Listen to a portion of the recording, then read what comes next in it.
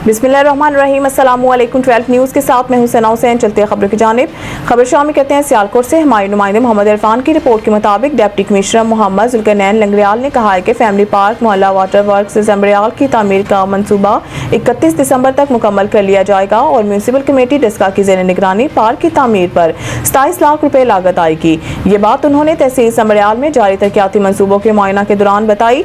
Assistant commissioner Sambarial गुलाम फातिमा और MO infrastructure and services Aziz Shaikh भी इस मौके पर मौजूद थे।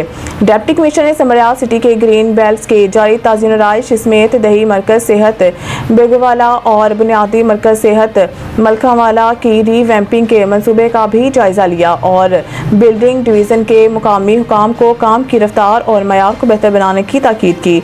उन्होंने मौके पर असिस्टेंट कमिश्नर को हदायत की कि वो जारी तरक्याती मनसूबों का बाकायदगी से इंस्पेक्शन करें और मनसूबे अपने डिज़ाइन के मुताबिक मुकर्रर टाइम लाइन के अंदर मुकम्मल करवाएं। उन्होंने कहा कि सेहत आमा के तरक्याती मनसूबों की तकमील में ताख़ीर हरगिज़ बर्दाश्त नहीं की जाएगी और इस ज़मन में और कोताही के मरतकब जिम्मेदारों को कॉन्ट्रैक्टर के खिलाफ हस्ब ज़ाब्ता कार्रवाई अमल में लाई जाएगी।